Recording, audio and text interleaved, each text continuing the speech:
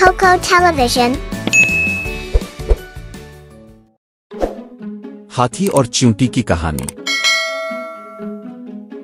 एक घने जंगल में एक ताकतवर हाथी बहराम रहता था। बहराम अपनी जसामत और ताकत पर बहुत गुरूर करता था।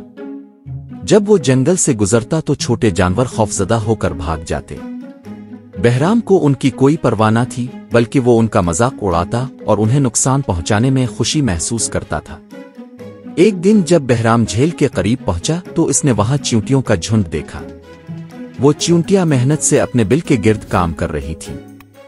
बहराम को ये चींटियां हकीर लगें, इसने अपने भारी पीर से उनका बिल मसल दिया। चींटियां हर तरफ बखर गईं और उनका घर तबाह हो गया। चींटियों में से एक छोटी सी चींटी जिसका नाम नमकीन था, इस जुल्म पर गुस्से में आ गई।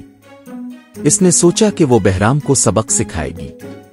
अगले दिन जब बहराम सो रहा था, नमकीन ने मौका देखा और बहराम की सूंड में दाखिल हो गई। इसने अंदर जाकर जोर से काटना शुरू कर दिया। बहराम दर्द से तड़पने लगा और जंगल में चिंघाड़ने लगा। वो अपनी सूंड को झटकता रहा, लेकिन नमकीन बहुत छोटी थी और बहराम इसे पकड़ नहीं पा रहा था। बहराम ने आखिरकार चीखना शुरू कर दिया, कौन है? मुझे बचाओ! लेकिन कोई जानवर उसकी मदद को नहीं आया, क्योंकि वो सब बहराम के गुरूर से तंग आ चुके थे।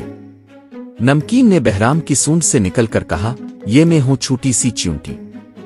तुमने हमें बहुत तंग किया, लेकिन अब तुम्हें एहसास हो रहा है कि ताकत का गलत इस्तेमाल कितना बुरा होता है। बहराम शर्मिंदा हो गया और मुआफी मांगी। इसने वदा किया कि आइंदा कभी किसी को नुकसान नहीं पहुंचाएगा। नमकीन ने इसकी मुआफी कबूल कर ली। इस दिन के बाद बहराम ने कभी किसी छोटे जानवर को तंग नहीं किया और सबके साथ मोहब्बत और एहतराम से पेश आया।